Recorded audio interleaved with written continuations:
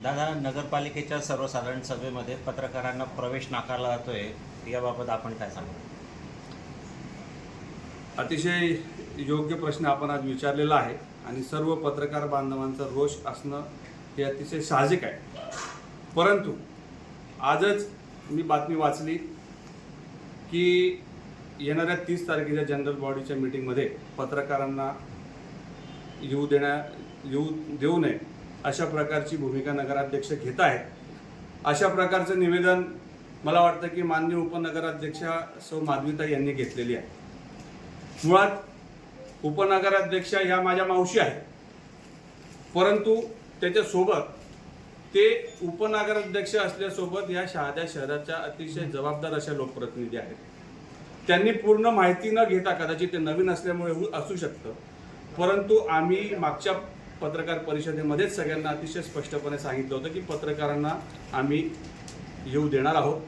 तशा प्रकारचा मेसेज जो मीडिया ग्रुप सिओनच्या माध्यमातून चालवला जातो त्याच्यामध्ये आपल्याला आधीच कळवलेलं आहे की 30 तारखेच्या मीटिंगला सर्व पत्रकारांना आपण येऊ देणार आहोत आणि त्यांना पूर्ण ॲक्सेस मिळणार आहे. लोकशाहीचा प्रमुख घटक म्हणून पत्रकारिता असते याची संपूर्णपणे मला जाणीव आहे. अतिशय पारदर्शकपणे काम करण्याचा माझा स्वभाव आहे. परंतु माझा प्रतिप्रश्न देखील असा आहे, आता विरोधक म्हणावं का काय म्हणावं, मुळात भारतीय जनता पक्षाकडे 4 किंवा 5 समित्या आहेत, सभापतीही त्यांचेच आहेत, त्यांची देखील एक मीटिंग झाली. पहिल्या जनरल बॉडीच्या मीटिंगमध्ये सर्व विषयांना स्थगिती किंवा नामंजुरी देत असताना सर्व भारतीय जनता पक्षाच्या नगरसेवकांनी भूमिका अशी घेतली की विषय स्थगित ठेवावे आणि त्यांच्या समितीच्या मीटिंगमधनं ते मंजूर घेऊन मग जनरल बॉडीच्या मीटिंगमध्ये ते विषय आले पाहिजेत अशी प्रकारची भूमिका त्यांनी घेतली. त्याला बहुमत त्यांच्याकडे असल्यामुळे मी नगराध्यक्ष म्हणून देखील अतिशय रास्त मागणी आहे असं समजून मी त्यांच्या सर्व विषय नगर पालिकेचे त्यांच्या समित्या आहेत, विविध बांधकाम, आरोग्य असेल, शिक्षण असेल, पाणी पुरवठा असेल, यांना आपण ते विषय वर्ग केले.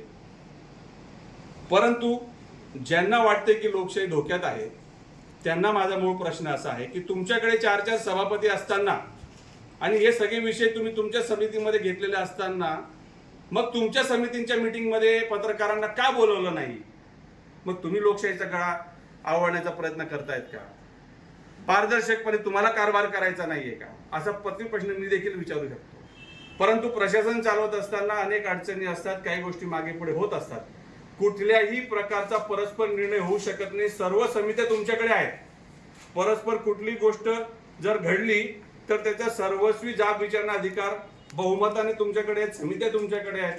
असं असताना पत्रकारांना येऊ देत नाही अशा प्रकारची पोरकट भूमिका कृपया कोणीही घेऊ नये असं माझं मत आहे. सर्व नगरपालिकेच्या बैठकांमध्ये किंवा सर्व गोष्टींचा ॲक्सेस हा पत्रकारांसोबत सन्माननीय नगरसेवकांना देखील आहे. माझा अतिशय पारदर्शकपणे कारभार झाला पाहिजे या मताचा मी आहे. सर्व पत्रकार बांधवांना आम्ही हात जोडून विनंती करतो आहे की आपल्याला कालच सीओनी सांगितलेलं आहे की आपण पत्रकार परिषदेमध्ये हजर राहावं. आपण त्याचं लाईव्ह चित्रीकरण करा. जे प्रश्न असतील तिथं आपल्यासमोर मांडले जातील. आपण त्याच्या बाबतीमध्ये जी बातमी द्यायची ती देऊ शकतात. हे सांगण्यासाठी आज खऱ्या अर्थाने मला आपण सगळेजण जे आलेले आहात माझा खुलासा मी आपल्याला देतो आहे. पुन्हा एकदा 30 तारखेला मीटिंग आहे. सर्व पत्रकारांनी यावं ही हात जोडून विनंती. धन्यवाद.